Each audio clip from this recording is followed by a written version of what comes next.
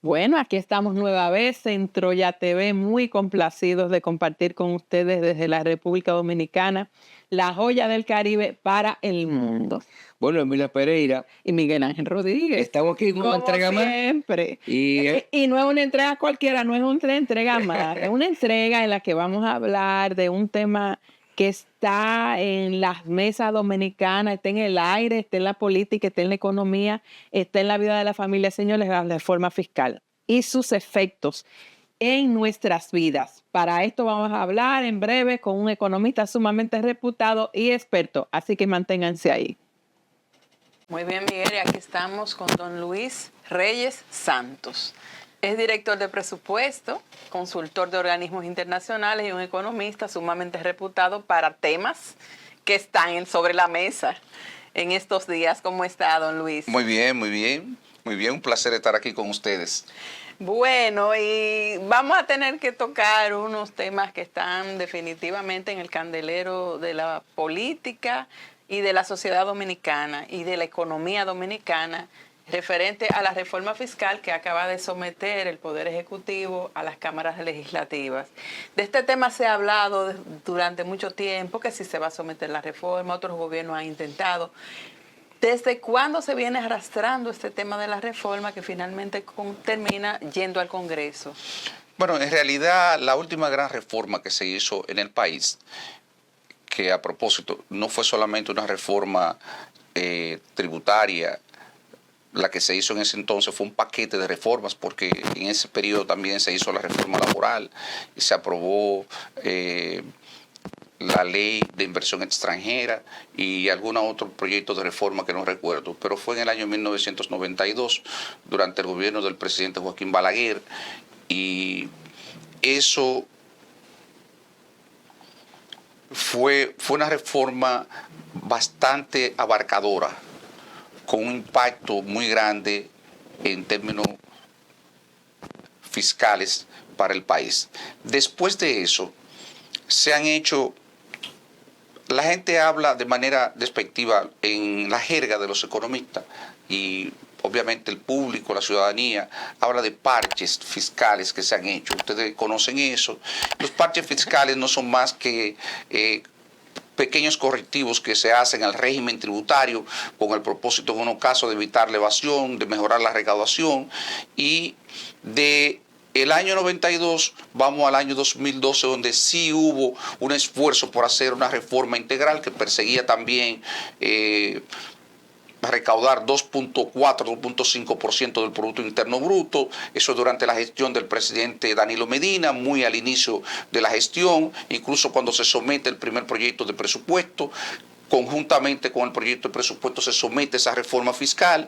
Esa reforma fiscal tuvo algunas dificultades, intentó ampliar la base y la amplió la base de aplicación del ITEVIS, pero al final no recaudó 2.4, 2.5%, sino que fue saboteada. Se sacaron en el Congreso una serie de bienes que tenían vocación de aplicársele tributos y entonces el resultado es que solamente produjo la mitad, 1.2% del Producto Interno Bruto. Bueno, concretar lo que había sido.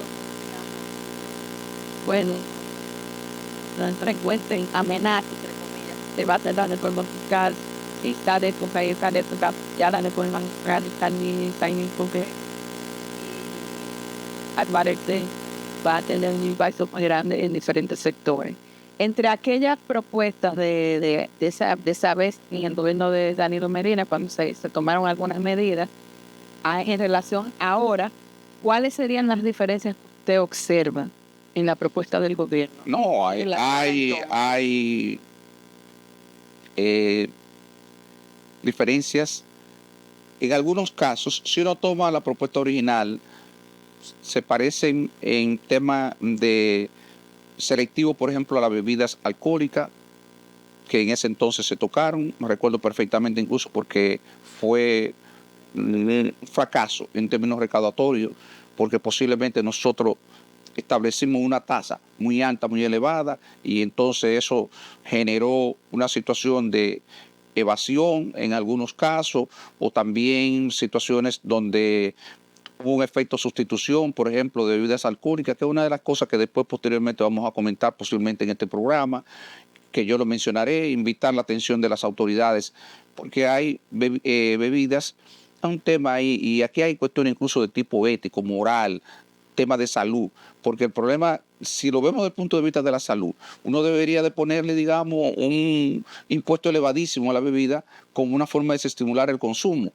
Ahora, si uno le establece un tipo impositivo, una tasa impositiva muy alta, entonces podríamos encontrarnos en una situación como vivimos en el pasado, que teníamos la fabricación de bebidas adulteradas, de bebidas que no cumplían con los requisitos, y entonces eso provocó la muerte de múltiples personas, de diversas personas, y entonces uno tiene que medir cuánto es el costo social, si eso es exactamente lo que queremos.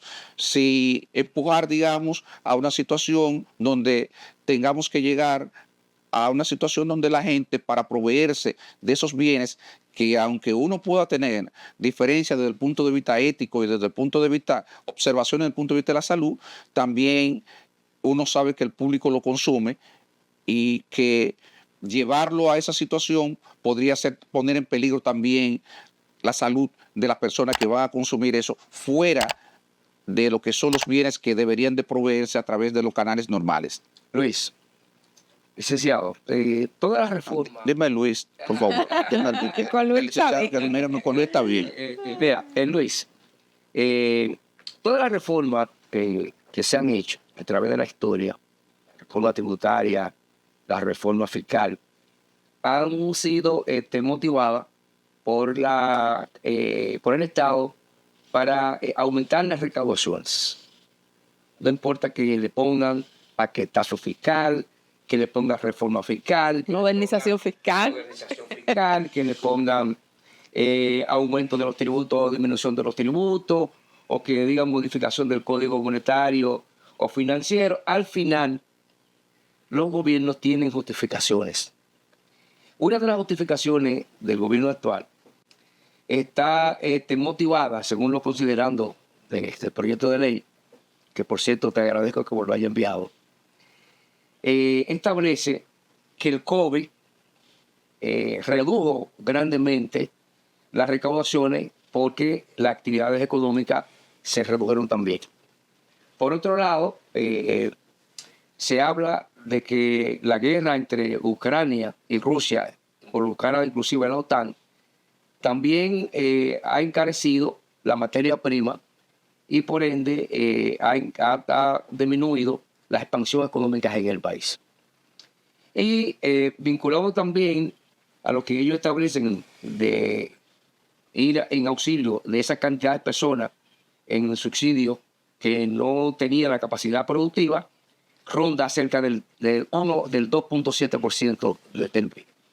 Y entonces establecen además que esa restricción o ese constreñimiento económico es lo que provoca que ellos hagan esta reforma. Según estoy viviendo, esta reforma no solamente viene del 19 o viene del 12. Ahí estamos hablando, por ejemplo, de 15 leyes que tienen que ver con el problema tributario, con el problema fiscal, con la tasa impositiva, con todo tipo de...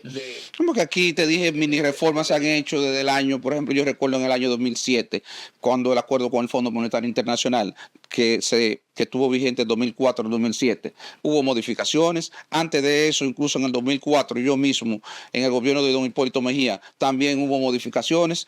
O sea, y posteriormente ya en otras, o sea, ha habido diferentes... Ahí vamos. Es que en el país... Esas justificaciones, primero, vamos a conversar sobre las justificaciones que da el gobierno. Cuando uno evalúa, estoy hablando técnicamente, las razones por las cuales, déjenme decir de entrada, y aquí yo estoy tratando de ser coherente, porque yo soy una persona que desde que era director del presupuesto decía que había que hacer una reforma. Lo que pasa es que mi enfoque es distinto al enfoque del gobierno. Ajá. Distinto en la justificación y distinto en incluso lo que hubiese plasmado quizá. Yo no lo voy a decir porque yo no tengo que diseñarle reforma al gobierno, pero posiblemente hubiese tenido cambios notorios, significativos en eso. El tema de la justificación es la siguiente.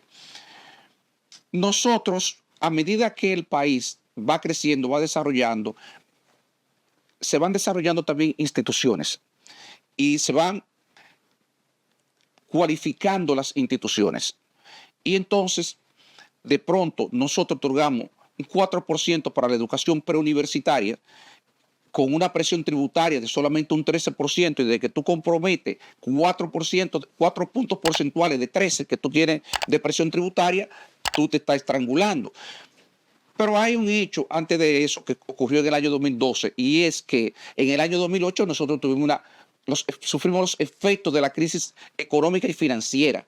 Y los efectos de la crisis económica y financiera pudieron paliarse porque ahí inicia un proceso de endeudamiento que ocurrió prácticamente en la mayoría de las economías del mundo occidental.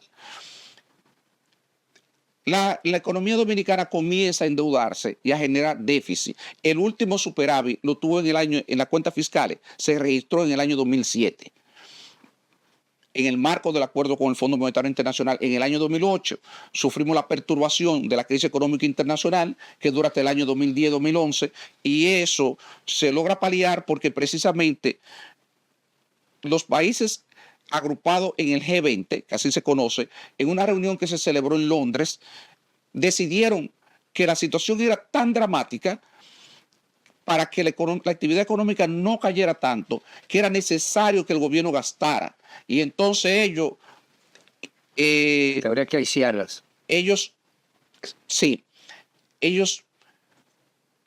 de alguna forma ejercieron influencia sobre el Fondo Monetario Internacional, y el Fondo Monetario Internacional por primera vez le presta a los gobiernos a través de los bancos centrales. Entonces, esa situación hace que el país comience un proceso de endeudamiento.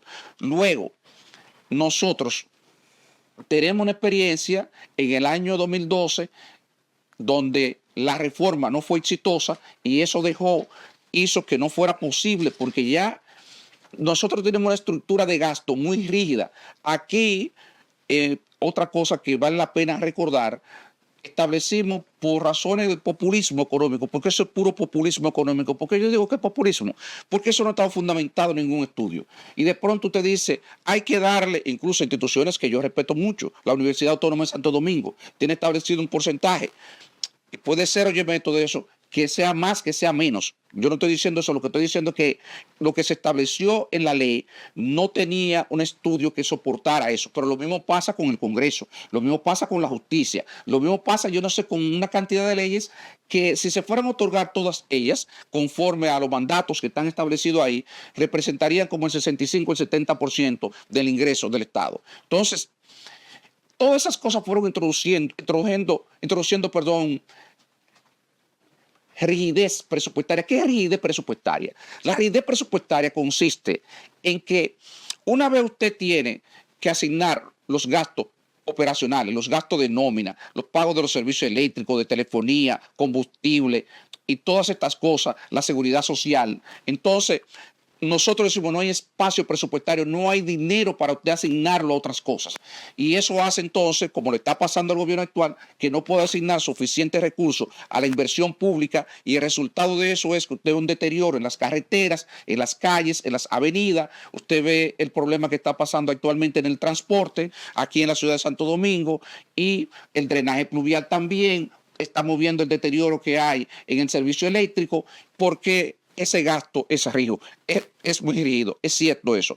También recordemos que este gobierno se ha endeudado de una manera aceleradísima, y como resultado de ese endeudamiento ha tenido entonces que incrementar el pago de los intereses de la deuda, y ese es para la gente que que nos sigue en este momento, porque muchas personas pensarán, pero ¿por qué el gobierno no deja de pagar la deuda? Porque si usted deja de pagar la deuda hoy día, usted se convierte en una persona, en un deseable a nivel internacional. A usted no lo quiere nadie. Entonces hoy el gasto más rígido que tiene el gobierno, el primero que un director de presupuesto saca después que paga la nómina, es el pago de la deuda. El pago de la deuda. Entonces, como tú ves, estas razones son las que realmente llevan a eso.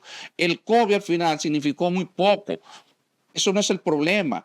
Es verdad que como resultado del COVID hay algunos gastos que se quedaron fijos y afectan, hacen quizá un poco más rígida esa estructura de gastos. Sí. Pero los problemas vienen arrastrándose desde mucho atrás y obviamente no se le había dado respuesta en términos de conseguir ese mayor espacio presupuestario al que yo hacía referencia. Usted hace alusión, don Luis, a esa rigidez que hay en el manejo presupuestario, pero entonces nos sorprendemos cuando vemos esos manejos en licitaciones de miles de millones de pesos que terminan luego en los tribunales, casos que terminan en los tribunales, o una noticia reciente acerca de un congreso que costó 40 millones de pesos para contratar un hotel. Una de las cosas, por ejemplo, que deslegitima el pedido del gobierno son, estoy hablando y de los partidos políticos, para hablar en sentido general, porque es precisamente un tema que está pendiente. Cuando un gobierno le pide a la ciudadanía que le consienta una reforma, debería de tener, obviamente, la autoridad moral de un gasto que sea eficiente, que usted dice, bueno, es verdad que yo tengo rigidez, pero la forma como yo administro ese gasto, todos nosotros en la casa, en nuestros hogares, hemos tenido situaciones que han ameritado que uno adopte medidas de austeridad y tenga que vivir, digamos, con restricciones.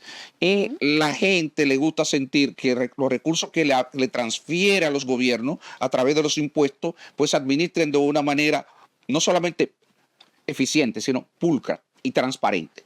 Entonces, este gobierno en eso está en falta. Este gobierno se le ha ido la mano con el gasto en la nómina, con el pago de los intereses, con el problema del déficit eléctrico, con el problema del gasto en publicidad, y por eso ha tenido que adoptar una serie de medidas para tratar de crear un ambiente para venderle a la población de que ellos tienen un gasto que es eficiente. Y una de las preocupaciones mayores, la que yo puedo tener, yo dije verdad ahorita, que siendo coherente, yo siempre defendí el tema de la reforma, pero la observación que yo le hago al tema actual es que se hace en un contexto donde precisamente ocurren cosas como la que usted menciona, Emilia. Entonces eso es lo que le quita autoridad moral al gobierno a la hora de plantear hacer una reforma como la que se propone. Entonces, ¿qué necesita el gobierno? El gobierno, recuérdense que hablaba anteriormente, a la administración anterior le criticaba de una manera terrible el tema de que iba a ahorrar 3% del Producto Interno Bruto, 128,000 millones de pesos, el equivalente de la reforma actual. Bien, vamos a hacer una brevísima pausa, señor Luis, y vamos a volver a conversar sobre estos temas tan importantes relativos a la reforma fiscal y la economía dominicana.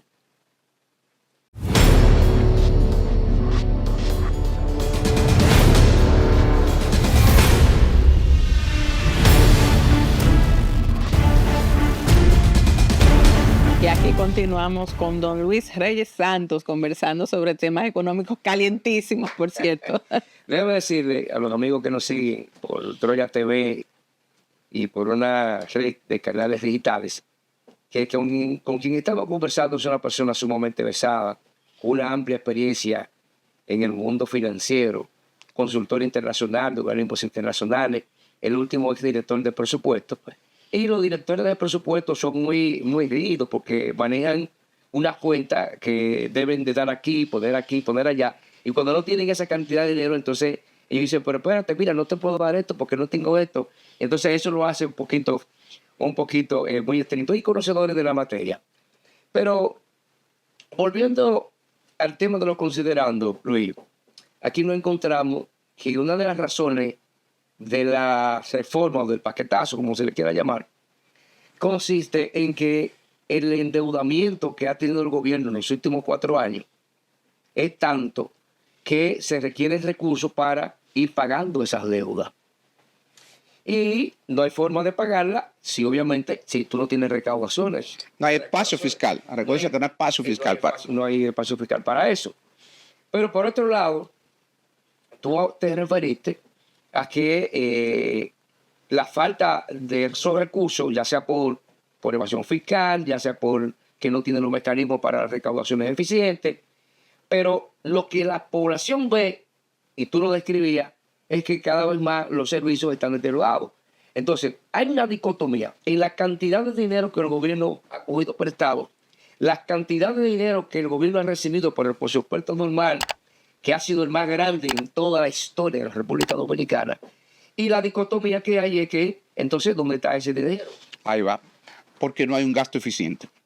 Porque no es solamente el tema, Emilia refería el tema de la pulcritud en el manejo, los escándalos que llegan a los tribunales, es un tema ya que tiene que ver con la pulcritud con que se manejan los recursos, y tú haces referencia al tema de la eficiencia en el gasto. Y eso tampoco se ha visto en la administración. Y eso es lo que le quita legitimidad para eso, ambas cosas a la vez.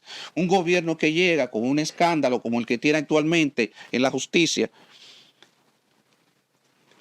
de una magnitud considerable, y al mismo tiempo, como yo señalaba anteriormente, se le han ido de la mano una serie de partidas que han crecido de manera desmesurada, por más eufemismo que use en el nombre de la reforma fiscal, como elegantemente ellos le llaman ahora, modernización, por no modernización, al final de lo que se trata es de transferir recursos del sector privado al gobierno. Y eso es tributación, eso es imposición.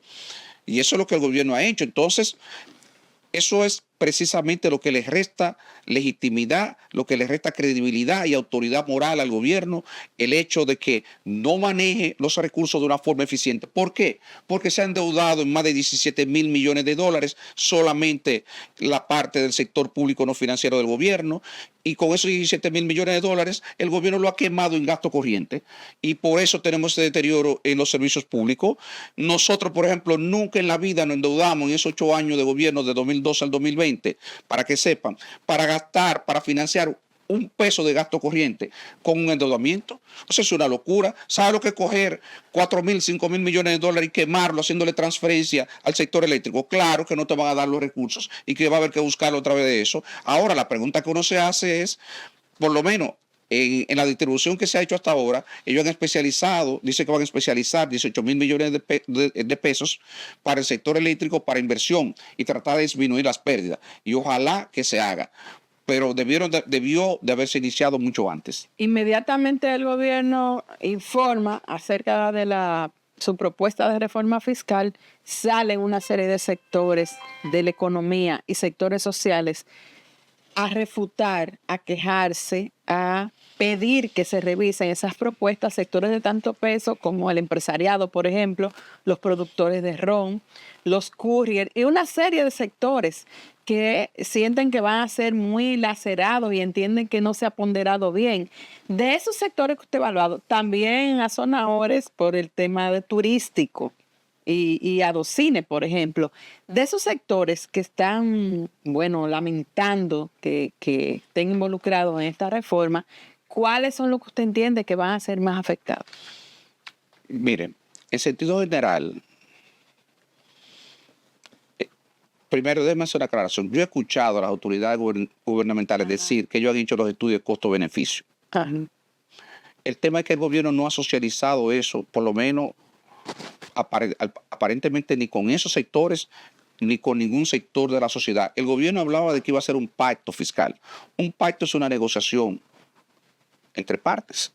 Entonces, eso supone que uno tenga que poner sobre la mesa una propuesta, y entonces la propuesta se discute y ahí se adoptarán decisiones y hay que hacer concesiones.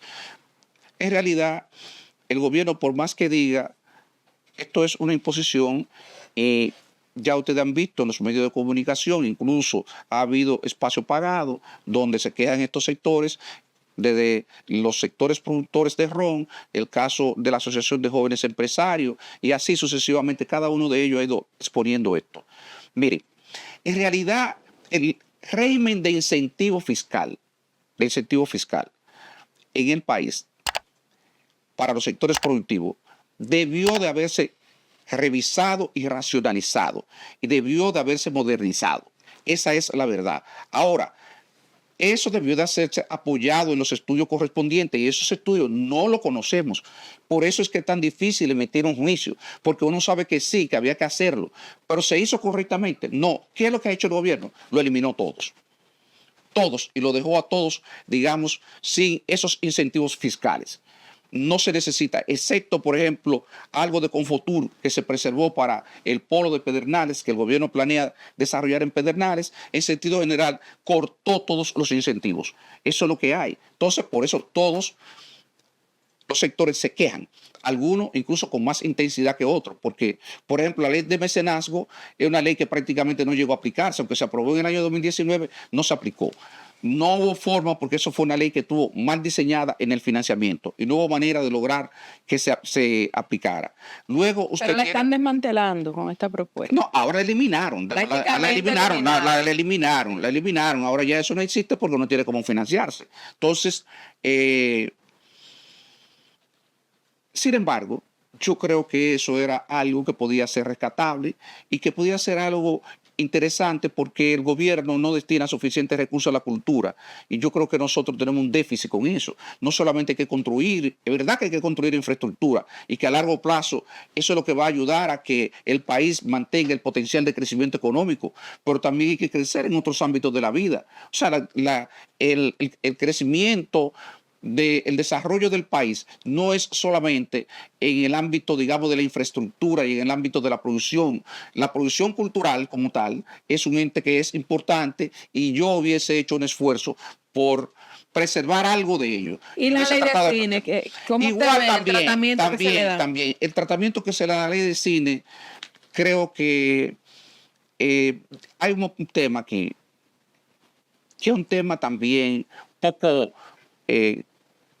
que tiene mucho que ver con la visión que se tenga. Aquí hay cosas que van más al ámbito filosófico, porque deberíamos, una pregunta que uno se hace, deberíamos desde el punto de vista fiscal otorgar incentivos para ciertas producciones, por ejemplo, que por cierto el público consume. Óigame esto, el público la consume y pueden ser de las películas más exitosas que haya. Aunque en términos de contenido cultural, lo que le estemos aportando a la población sea, digamos, cosas que no tienen ningún valor.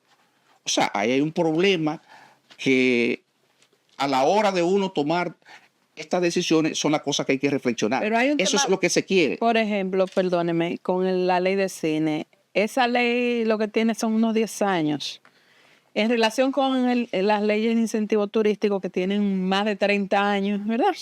Esta es una industria incipiente. El cine, la industria del cine no se desarrolla de la noche a la mañana. La industria del cine mexicano tomó décadas. Hollywood, que vemos a Hollywood ahora, pero también tomó décadas. Nosotros estamos en un país pequeño, con una industria de cine que está comenzando. Y apenas se está despegando y ya se le quiere se le quitaron los incentivos. Si se aprueba. Si se aprueba, se van. Entonces, lo que se crea es un fondo y que será administrado a través de la dirección de GECINE. Y ahí entonces se someterán las propuestas y se creará a través de los mecanismos de GECINE un mecanismo de selección de quienes podrán optar por esos fondos para fines de producción. Pero será mucho menos que lo que se maneja. Por Dios, actualmente se manejan 1,000 y pico de millones de dólares, de pesos, y yo tengo la seguridad que difícilmente ese fondo alcance los 200 millones de pesos. Entonces vamos a estar claros. Eso es un caso, yo creo que es una forma también del gobierno, no decir que lo ha eliminado por completo.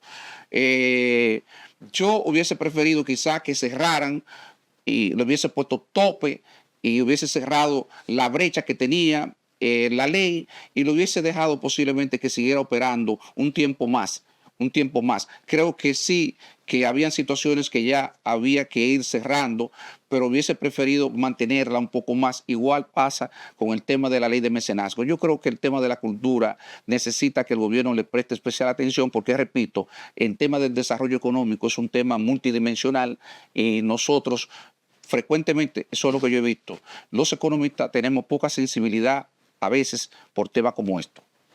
Luis, la reforma va a tocar el sector inmobiliario, va a tocar las viviendas, va a tocar el turismo, va a tocar la zona franca, va a tocar las asociaciones, va a tocar la ONG, va a tocar la ley de zona franca y va a tocar también las empresas que están en la zona fronteriza.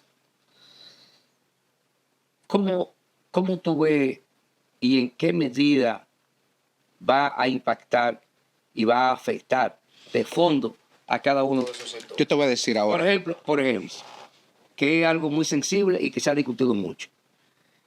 El desarrollo industrial o el desarrollo comercial o las exenciones que se tenían para las 4 provincias fronterizas, que es algo muy sensible porque tiene que ver con nuestras relaciones con Haití, las migraciones. Pero fíjate que en ese caso no lo eliminaron, lo que hicieron fue que establecieron otros criterios, un número de empleados y una inversión mínima para poder acogerse a esos incentivos. Pero ahí hay problema. En realidad, déjame decirte lo que pasa. En un territorio pequeño no puede tener ese tipo de regímenes diferenciados, de tratamiento diferenciado, porque tú tienes una empresa que por el tamaño del territorio, los incentivos que reciben le permiten no solamente servir el área donde está ubicada, sino que va a competir con empresas que entonces están pagando la totalidad de los impuestos y van a esos mercados y compiten en una situación desleal porque ellas están exentas de impuestos. Entonces, ese es un caso particular. No es lo mismo, ahí hay que tomarlo caso por caso. Toma el caso de las instituciones sin fines de lucro y tú dices, ¿por qué una institución sin fines de lucro la van a meter ahí? Y yo le digo, muy sencillo, porque tú tienes una serie de... Las universidades, los todas, Sí, claro. aquí hay universidades privadas. ¿Y qué hacen ellos? Ellos distribuyen beneficios o no, por alguna vía sacan recursos porque son de propiedad privada.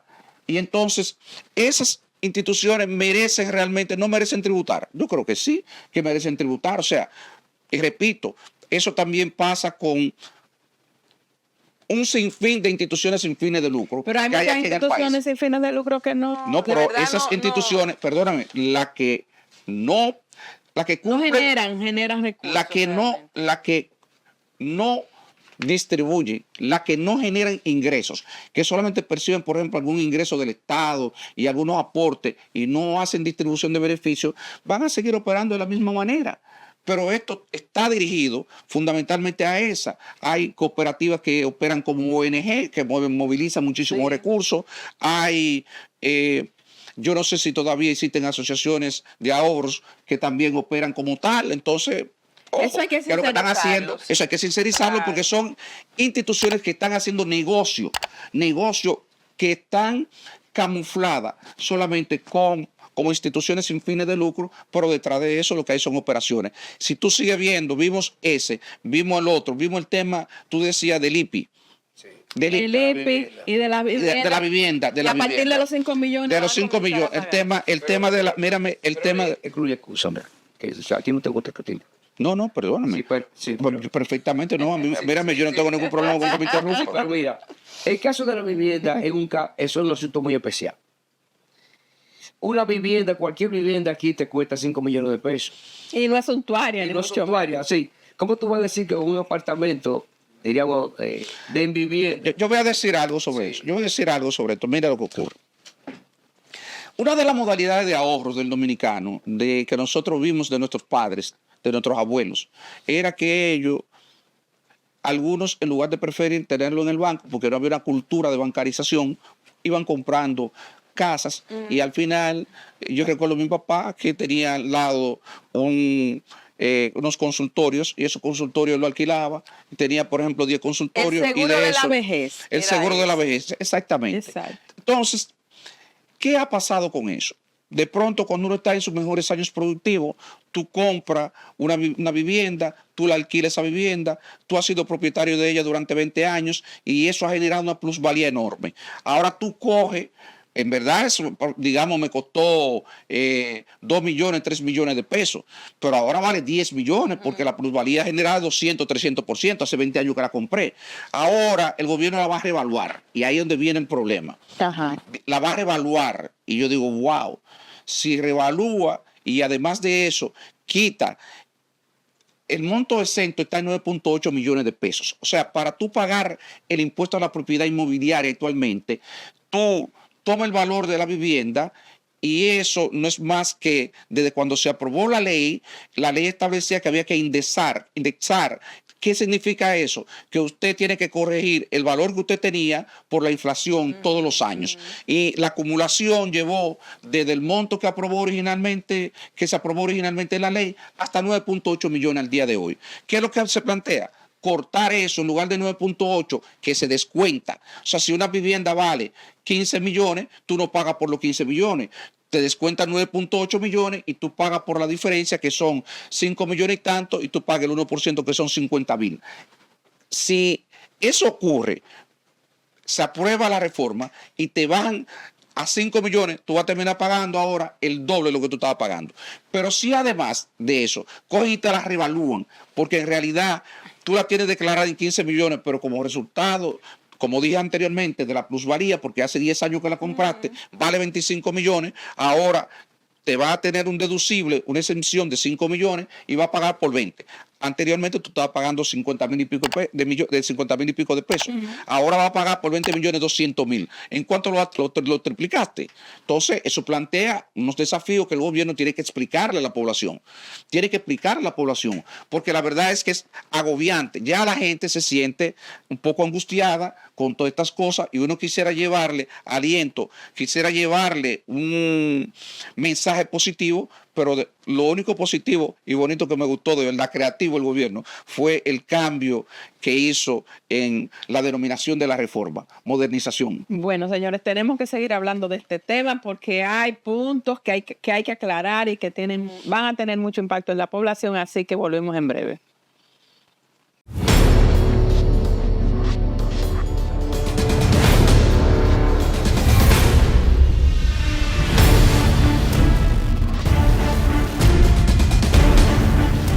Don Luis, en esta propuesta de reforma que hace el gobierno dominicano está el mandato de que una persona que gane hasta 52,000 pesos mensuales tendrá que hacer declaración ante la DGI.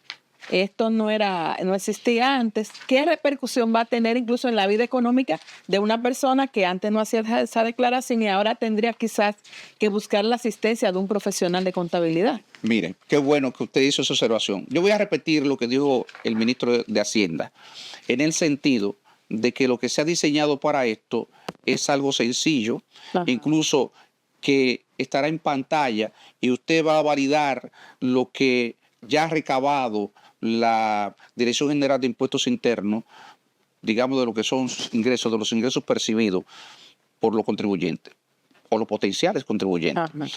¿Cuál es el tema que uno ve aquí? ¿Cuál es el espíritu de esto? El espíritu de esto es crear una cultura de declaración. En la mayoría de los países desarrollados todos sabemos que todo el mundo está obligado a declarar porque se penaliza la no declaración. Está penalizado. Entonces, el espíritu de eso es positivo. Ahora, uno lo que le sorprende es que hayan puesto un umbral tan bajo de 54,000 pesos. Porque 54,000 pesos, hay mucha gente que está chiripeando, que tiene 2 o 3 trabajos y sería realmente, yo sé que él debería tributar. Pero antes de eso, uno pensaría que uno debería de enfocarse en individuos que tengan unos niveles de ingreso un poco más altos, porque también eso genera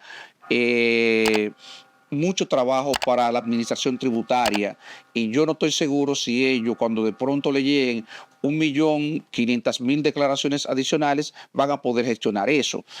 Yo hubiese hecho lo mismo, pero hubiese puesto un umbral un poco más alto para que una parte de la población estuviera un poco más tranquila. Y sobre el tema de buscar un profesional, yo confío y la palabra del ministro de Hacienda de que eso no será necesario porque será un procedimiento tan simple que usted podrá acceder, me imagino, con Vía online, online, y que usted va a poder aprobar eso. Y lo digo en ánimo de uno llevarle también un poco de tranquilidad a la población, porque esta es una de las cosas que más me han preguntado. Hasta el servicio de mi casa me preguntó, porque el servicio de mi casa me dijo, bueno, señor, yo creo que hasta yo voy a tener que declarar. Entonces, para que tenga una idea hasta dónde llega eso, porque ella puede tener algunos otros ingresos adicionales y con eso ella me dice, yo creo que andamos por ahí. Y entonces yo dije, bueno, pues la situación es grave, porque fíjense a dónde estamos llegando ya, que un servicio tendría que hacer una declaración. Bueno, Miguel. Luis, de verdad que Emilia habla de una declaración online. Pero Digo yo. Yo no sé si tú sabes, Emilia, que la cobertura de Internet en el país no es 100%. O sea, la cobertura del país solamente llega al 77%. Y los que tienen cobertura de Internet se consideran que es a un 77% porque la persona tiene celular. Pero eso no es verdad que tienen un servicio de Internet en su casa y no es verdad que tampoco saben manejarlo. Bueno, pero ese es otro tema. Ese es otro tema. No, pero es relevante. Es relevante. muy Bueno, importante, interesante que lo haya levantado el tema. Sí, claro. Ese es otro tema. Pero mira, aquí yo estoy viendo todos los productos que van a ser grabados de la clase, fundamentalmente a lo que consume la clase media. Y está esto, mira. Aquí está esto. Pero menciona unos cuantos, los más duros, los que nos van a Yo lo voy a tapar el mencionar, bolsillo. yo lo voy a mencionar, yo lo voy a Claro, hay que mencionar, yo lo voy a mencionarlo. mencionar. Mira, es decir, hasta los productos para brillar el piso van a ser grabados. Más de lo que están grabados. No, por eso no hay problema. Eso son. Entonces la pregunta es, Luis, tú que eres experto y que conoces muy bien y que has manejado durante muchísimo tiempo el presupuesto de la nación. Y yo pregunto, pero te he preguntado, ¿hasta dónde la clase media va a ser afectada con estas reformas? Es que la carga de esta reforma, de ahí diciendo de algunos colegas, la lleva a la clase media, porque el instrumento fundamental, aquí hay dos instrumentos que se han utilizado, que es el desmonte de los incentivos a los sectores productivos, y eso aporta 23 mil millones y están ahí. Entonces, la ampliación de la base del IVA, ¿a qué cosa que le vamos a aplicar? Primero, eso va a aportar 65 mil millones, desde los 122 mil millones, más de la mitad lo va a aportar el IVA. Si los sectores de menores ingresos, los sectores vulnerables, van a ser compensados, como dice el gobierno, eso le costaría unos 11 mil millones de pesos. Estamos hablando de 350 pesos que se le daría a las personas que están adscritas al programa Supérate, específicamente al programa Aliméntate,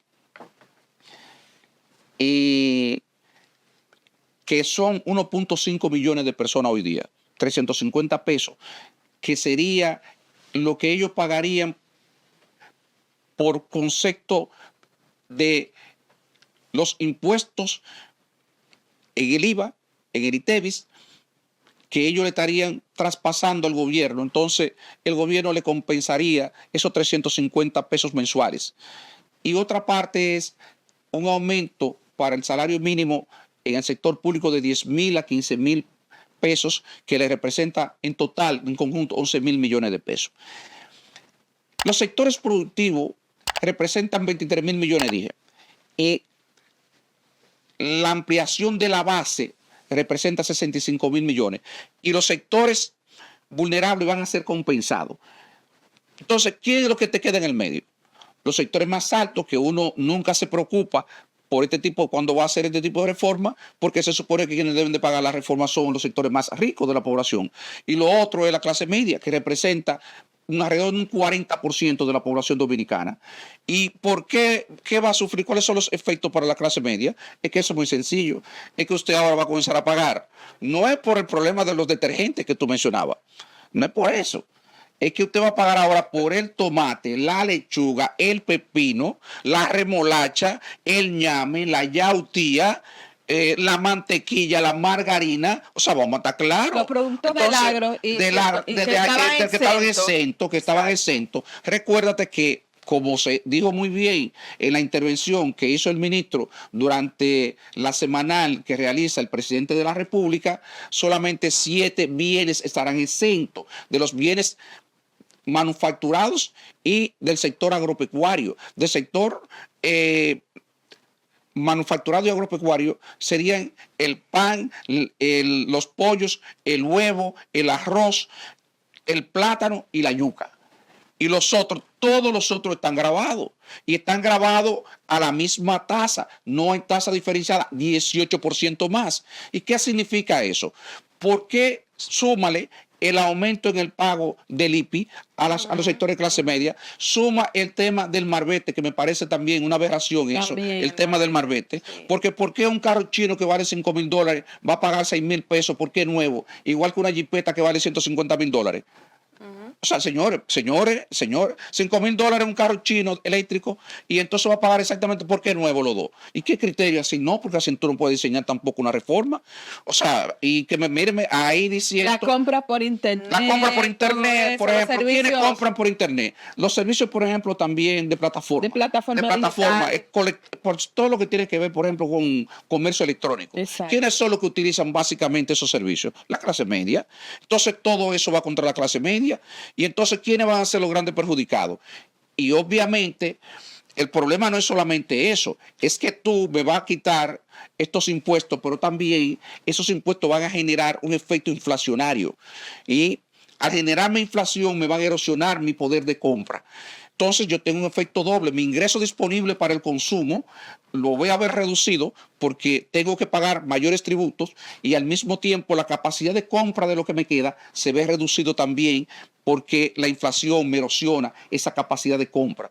Y eso puede provocar, y ahí el potencial de esta reforma, de generar pobreza, una mayor cantidad de pobreza, y el tema de que cuando se diseña la reforma hay que tener cuidado con algunas cosas.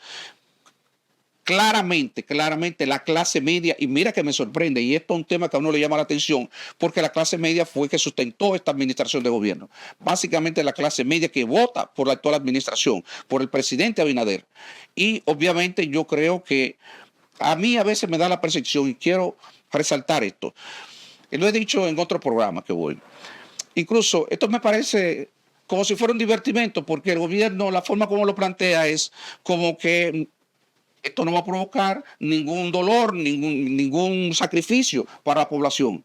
Y yo digo, wow, pero la narrativa es tan dulce, tan encantadora, tan sugerente, que yo creo que el día que aprueben la reforma el gobierno va a convocar a una fiesta en el malecón para que celebremos. Bueno, eso es lo que parecería desde el punto de vista de la visión del gobierno. Pero el que lee este documento, esta propuesta de reforma, con un grado de algún grado de conocimiento, tiene razones para preocuparse. Termina angustiado. Sí, termina angustiado. Y a medida que programas como este comiencen a discutir y a socializar esto, digamos, a través de los medios, y la gente comienza a tomar conciencia, entonces obviamente que va a haber preocupaciones que van a ser cada vez mayores. ¿Qué pasaría con el crecimiento económico? Si buena pregunta.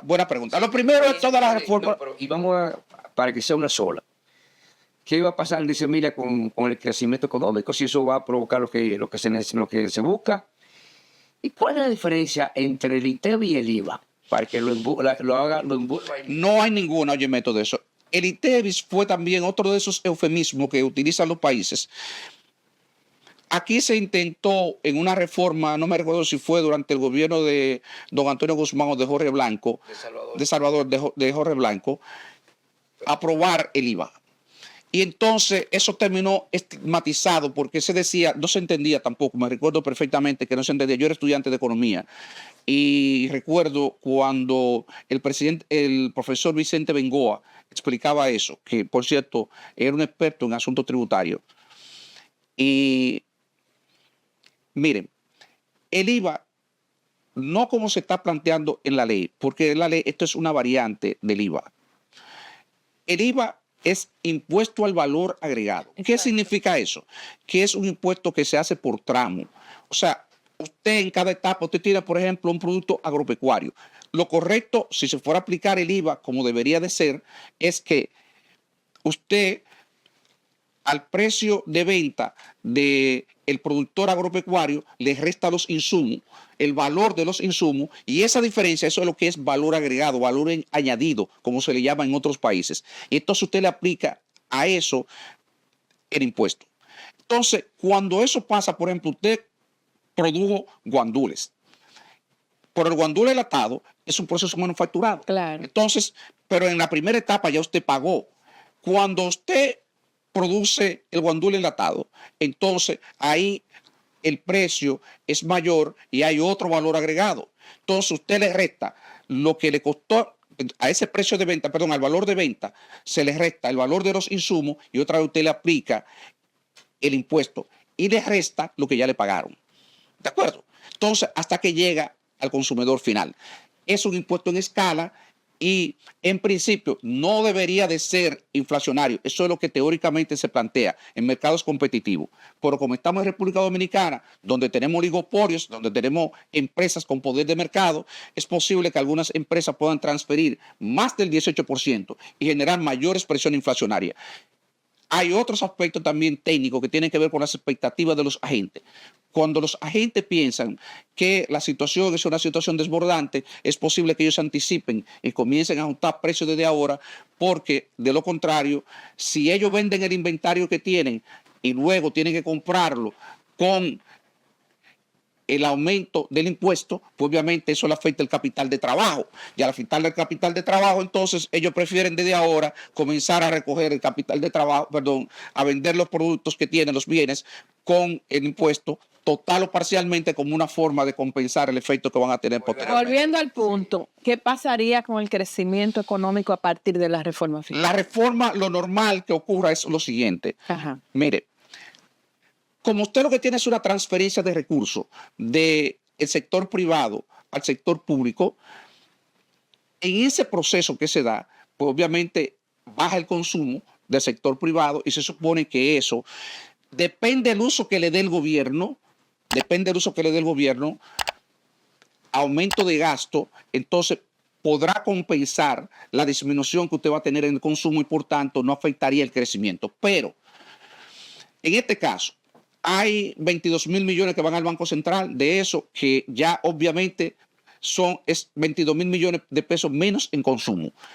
Luego, hay una serie de gastos asignados para seguridad, para el sector salud.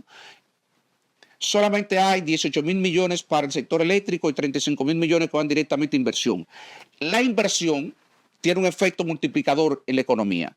Entonces, ¿qué significa esto? Que tiene un efecto multiplicador para la economía. Que ese valor agregado al que yo explicaba anteriormente, ellos pueden potenciar la generación de ese valor agregado, que sea más o que se genere más riqueza en la economía. Y eso podría compensar la disminución que se va a producir en el consumo privado, porque va a haber una disminución en el consumo privado. Ahora, aquí hay otro aspecto dentro del crecimiento que hay que incorporar. ¿Por qué? Porque nosotros le eliminamos los incentivos a una serie de sectores productivos. Sectores muy dinámicos como el sector hotelero. Obviamente yo esperaría que en el sector hotelero, porque eso afectaría más a futuro.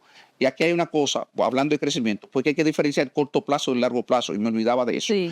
A corto plazo lo que se esperaría es que en el primer trimestre haya una desaceleración del crecimiento económico. Y eso ha podido durar hasta 2 trimestres, dependiendo de la magnitud de la reforma. Porque una cosa que no hemos tenido tiempo de hablar es que yo creo que la reforma, el gobierno, así como no ha querido transparentar aquellos bienes que serán grabados, tampoco ha sido, digamos, transparente con el tema de la recaudación. Yo creo que el gobierno va a recaudar más de los 122.000 millones de pesos que ha planteado ahí. Tengo razones fundamentadas para ello. Y mientras más grande es el impacto en términos recaudatorios, entonces eso podría hacer que la recuperación dure un poco más. Pero a largo plazo, lo que se espera es que se recupera de nuevo el nivel de crecimiento, pero va a depender ya de muchos factores. Va a depender de cuánto decide invertir el gobierno, porque ahí es donde actúa el tema del multiplicador al que hice referencia, va a depender de cuánto se resientan esos sectores productivos como resultado de la eliminación de los incentivos. Pero también va a depender de qué tan pronto se recuperen los salarios, el poder de compra que se va a erosionar como resultado de la inflación, pero también la pérdida de poder de compra por la disminución del ingreso disponible de los ciudadanos. Costo Como ustedes ven, es político. un problema. Costo político de la El reforma. costo político yo creo que va a ser alto, que va a ser elevado, porque va a golpear fuertemente a la clase media y creo que va a ser mayor o menor dependiendo del nivel de inflación que pueda generar la aplicación de la reforma. Bien, así terminamos este programa. Tenemos que darle las gracias a don Luis por todas estas explicaciones que ha dado sobre la reforma fiscal. Gracias a ustedes por seguirnos y nos encontraremos de nuevo.